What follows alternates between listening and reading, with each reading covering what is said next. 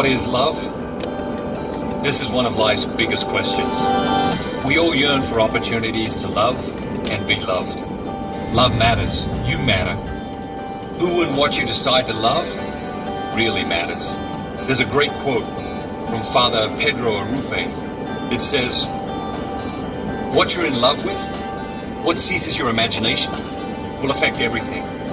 It will decide what will get you out of bed in the morning, what you do with your evenings, how you spend your weekends, what you read, who you know, what breaks your heart, and what amazes you with joy and gratitude. Fall in love, stay in love, and it will decide everything." Who and what you decide to love is going to have an enormous impact on your life.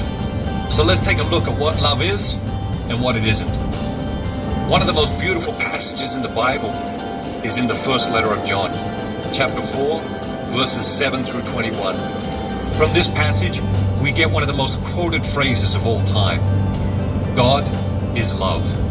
These three words are usually quoted on their own, but the whole verse reads, "Whoever does not love does not know God, for God is love." If you read this carefully, you discover that God gives us a fabulous clue right here. John tells us that people who don't love don't know God.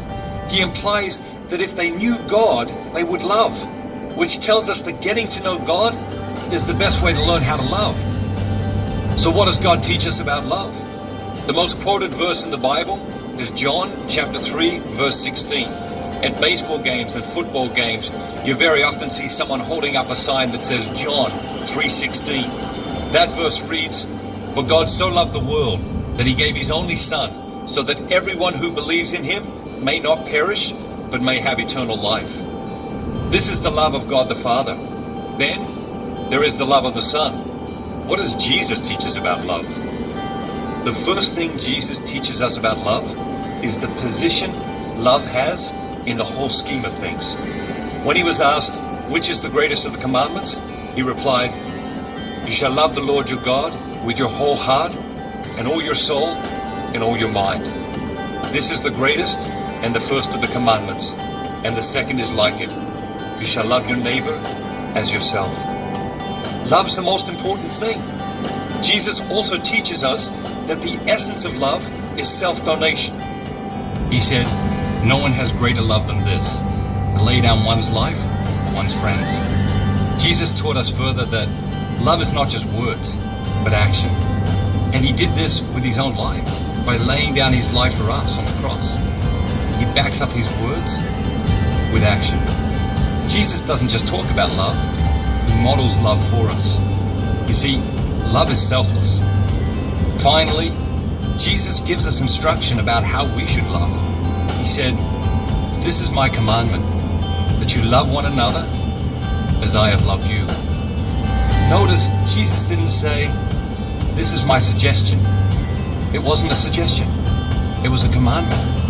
He commands us to love one another in the same way that he loves us. That is, by laying down our lives for each other.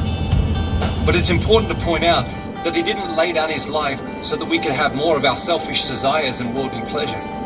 Jesus laid down his life so that we could have eternal life. In the same way, he wants us to lay down our lives for other people in ways that lead them to eternal life. You will come across many people in your life who want you to make sacrifices so that they can have more of their selfish desires and worldly pleasure, but that's not love. That's manipulation. God's vision of love is beautiful, it's selfless, and it's radical. By contrast, the world's vision of love places a disproportionate focus on physical pleasure and having fun. God's vision of love is others-focused and selfless. The world's vision of love is me-focused and selfish. More than anything, the world tells us that love is a feeling. God tells us that love is a choice. In my marriage, there are times when I feel overwhelmingly in love with my wife. But there are also times when I don't feel that way. It's when I don't have those fabulous feelings that I really prove my love for Maggie. It's in those moments when I don't have those fabulous feelings that I choose to love her. See, love is a choice, not a feeling. And love is a choice that proves itself with action. Feelings are fleeting. But love lives on. Love rearranges our priorities. It shows us what really matters, and in the process, banishes selfishness. The world pretends that love is a mutual giving and taking, but that's not love. In love, there's no taking, just giving and receiving. There's a beautiful reflection by Bruce Barton called The Two Seas that beautifully illustrates this point. There are two seas in Palestine. One is fresh, and fish are in it. Splashes of green adorn its banks. Trees spread their branches over it and stretch out their thirsty roots to sip its healing waters. Along its shores, the children play, as children played when he was there. He loved it. He could look across its silver surface when he spoke his parables. And on Rolling Plain, not far away, he fed 5,000 people. The River Jordan makes this sea with sparkling water from the hills.